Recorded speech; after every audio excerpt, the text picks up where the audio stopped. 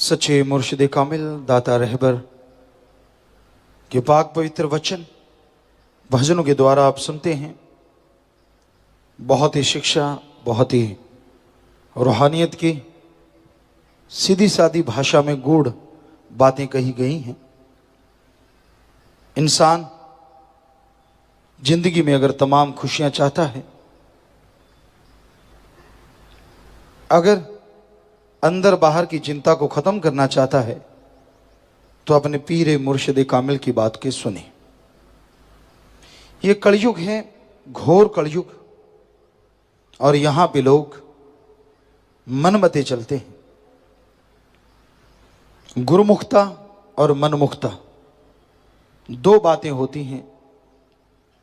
गुरुमुखता, गुरमुख यानी जो पीर फकीर कहे उसके अनुसार चलने वाला।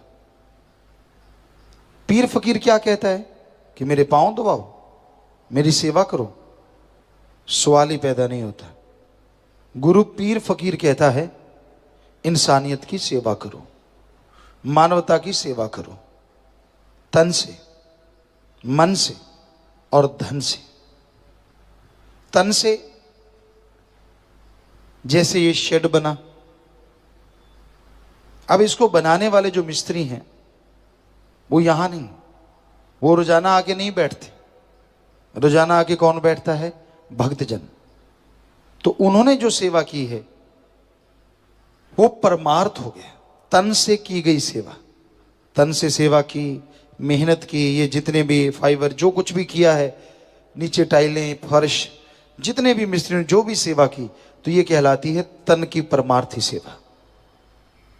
धन, साथ संगत पैसा निकालती है, शादी की खुशी में, फलां खुशी में, उनसे ये सारी बिल्डिंग वगैरह बनी या जो बना वो हो गई धन की सेवा। और आपसे मालिक करवा रहा है मन की सेवा, जो आप बैठ के सुनते हैं अल्लाह वाहिगुरु राम की चर्चा।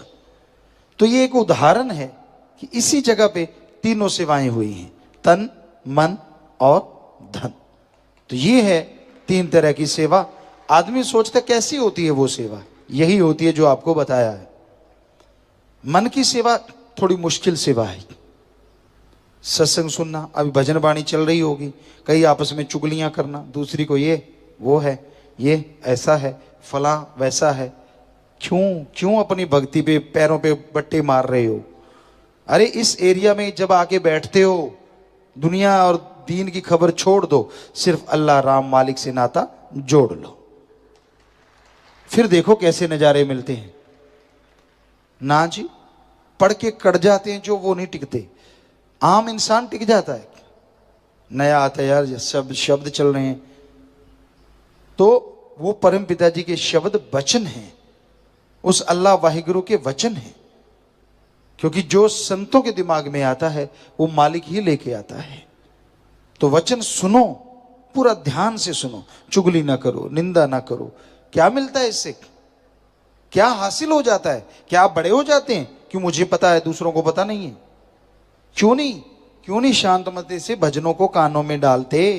अरे सुमरन नहीं कर पाते, संत पीर फकीर के भजनों को ध्यान से सुन लो, अमल कर लो, तो भी जिंदगी में खुशियां ही खुशियां आ जाती हैं। तो ये है मन की सेवा। मन टिकता नहीं। मन की सेवा दूसरी तरह से होती है, राम नाम के लट पड़ते हैं उसके, और आत्मा की खुराक बन जाती है। जब मनमते चलोगे, कई लोगों को हमने देखा तन मन धन से सेवा नहीं करेंगे, बीमार हो गए उस पे 10 लाख लगा देंगे, आगे बच्चे बीमार हो गए, वो दुखी हो गए, उन पे पैसा खर्च करते रहेंगे, परमार्थ नहीं करते।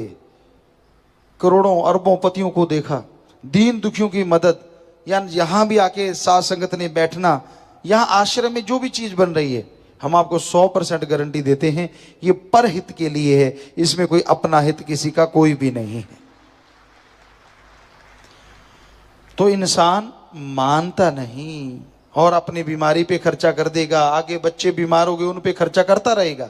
और कहां, अगर वही खर्चा दीन दुखियों की मदद में लगाता तो जब तक वो जीते वो दुआएं आती, खुद बीमार ना होता, बच्चे आगे बीमार ना होते।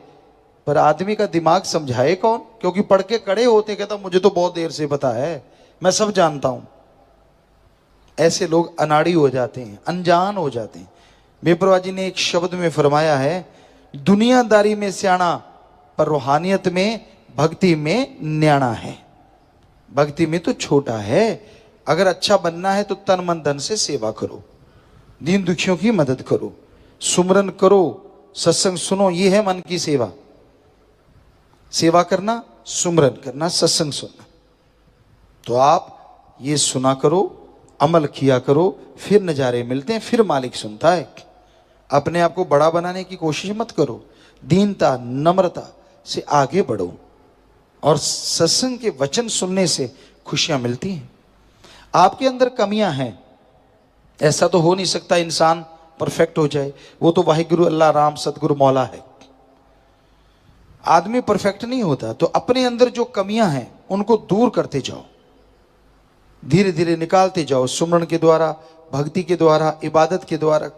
जैसे जैसे वो कमियां दूर होती जाएंगी वैसे वैसे आप मालिक की दया में रहमत के काबिल बनेंगे और अंदर बाहर खुशियों से माला माल हो जाएंगे। अहंकार ना करो, अहंकार को मार पड़ती है। इस कलयुग में लोग क्या करते हैं? दूसरों की चुगली, दूसरों की निंदा करते भी हैं और सुनते भी हैं। इतना गट्स नहीं होता, इतनी हिम्मत नहीं होती कि वो उनको रोक दें। मान लीजिए आपका कोई दोस्त है, वो अपने मां बाप की निंदा करता है। अगर आप सच्चे दोस्त हैं तो उसे रोक दो। अगर आप चमचे हैं, कौली चट हैं, पंजाबी जो कहा जाता है, फिर आप हाँ हाँ करेंगे, क्योंकि आपको उसकी यारी से कोई लेना देना नहीं है। आप तो मतलब परस्त हैं। अगर सच्चे दोस्त हो तो रोको उसको। ए मूर्ख, तू मां बाप की निंदा कर रहा है, तेरी रगों में भी उन्हीं का खून है, निंदा मत कर। अगर वो तुझे गलत काम करवाते हैं, तेरे सच्चे काम में साथ नहीं देते, तो चुप रहे, राड़ से बाड़च, अलग हो जा, अलग रहे, लेकिन उनका निरादर मत कर। ये है सच्ची दोस्ती, अगर सिखा सको तो। पर रोकते नहीं। भाई भाई बैठ के निंदा करेंगे, चर्चा करेंगे। निंदक की बात अच्छी लगती है, सतगुरु पीर फकीर की बात भाती नहीं। कई लोग ऐसे हो जाते हैं। अरे पीर फकीर ने किसी से दाने नहीं लेने होते। उनका काम तो अल्लाह, राम, वाहिगुरु जाने, उसका काम जाने। वो तो सच्चाई, सच्ची बात कहते हैं। और सच्ची बात बिच्छू के डंक की तरह लगती है, कड़वी लगती है कि मुझे कहा, मैं तो सही, मैं तो बिल्कुल गलत नहीं। अगर गलत नहीं तो फिर तिल मिलाता क्यों है? अगर तेरे में कमी नहीं तो फिर उछलता क्यों है? शांत बैठा रहे। अगर कमी है तभी, क्योंकि स्पिरिट कभी बॉडी पे नहीं लगता। आप स्पिरिट ले लो, ऐसे ऐसे लगाते रहो, स्पिरिट का कोई पता नहीं चलेगा। लेकिन यहां जख्म है, वहां जलन होगी बहुत ज्यादा, दर्द भी होता है कई बार, ज्यादा ताजा जख्म हो तो। वैसा ही है भाई सतगुरु पीर फकीर के वचन। अगर आप में कमियां हैं तो वो वचन स्पिरिट की तरह वहां लगेंगे और आप तिल मिलाओगे, तो उसको दूर कर लो, क्योंकि स्पिरिट जख्म को ठीक करता है, खराब नहीं करता। वही बात है कि आप भी संतों के वचन सुनो, और आपको लगता है कि आपको कह रहे हैं तो आपको ही कह रहे होंगे अगर आप में कमी है तो, और उन कमियों को दूर कर डालो। तो निंदा चुगली ना तो सुनो, चाहे वो आपका यार दोस्त, मां बाप, बहन भाई, कोई भी हो। अगर वो करते चुप करवा दो, फिर हैं आप सच्चे भगत। बातों की खाने वाले तो बहुत हैं दुनिया में। चुप करवा दो, चुप भाई। अपना भाई भाई, बहन भाई का, बाप बेटे का रिश्ता है, अपनी जगह है, पर अल्लाह राम की निंदा मत करो। अगर ना हटे तो उठ के आ जाओ, साइड हो जाओ, फिर तो हैं आप भगत। पर अगर आप चस्के ले लेके सुनते हो और अल्लाह राम से ज्यादा आपको अपने यार दोस्त मित्र भाई बहनों पे ज्यादा यकीन है, तो फिर समझो आपका रगड़ा आने वाला है। क्योंकि जो बुरा होता है, पता नहीं काल किस रूप में आ जाता है। वो आपकी बहन बन के, भाई बन के, पिता बन के, माँ बन के, बेटा बन के, बेटी बन के, किसी भी रूप में आपको गुमराह करने के लिए, आपको भगवान के रास्ते से हटाने के लिए कभी भी आ सकता है, किसी भी रूप में। तो ऐसे लोगों से सावधान रहो। पीर फकीर बुरा बोलना तो क्या, किसी का बुरा सोचते भी नहीं। और अगर किसी को गर्म में कुछ कह भी देते हैं तो कबीर जी के वचन है, संतों का क्रोध भी दाती उसके साथ ऐसा होने वाला होता है जो वचनों से कट जाता है। और दुनिया का प्यार भी घाती। दुनियादारी के लोग जो आपसे प्यार करते हैं, वो हो सकता है वो घातक हो, आपसे कोई मतलब लेना हो, अपना उल्लू सीधा करना हो, तो ऐसे लोगों से सावधान रहो। तो पीर फकीर कभी बुरा सोचते नहीं, करना तो दूर की बात है। इसलिए दृढ़ यकीन रखो, सेवा सिमरन दृढ़ता से करते जाओ, क्योंकि वो आपका है। किसी के कहने से सेवा से ना रुको, किसी के कहने से सुमन करना बंद ना करो, क्योंकि उसका कुछ नहीं जाएगा और फिर आप सोना बनते बनते कहीं पित्तल ना बन जाएं। इसलिए हमेशा ध्यान रखो, सेवा सुमरन आपका पर्सनल है, उसमें से कोई हिस्सा नहीं बटा सकता। वो आपको ही मिलना है, आपकी औलाद को मिलना है, आपकी कुलों को मिलना है। इसलिए किसी की उंगली पे चढ़ के सेवा सुमरन कभी बंद ना करें, बल्कि और ज्यादा करो। जितना कोई आपको रोके ज्यादा करो, ताकि जो लिखा होता मचदे अनुमच लैंड दे। सो आप अपना सुमरन सेवा करते रहो, मालिक झोलियां भरते रहेंगे।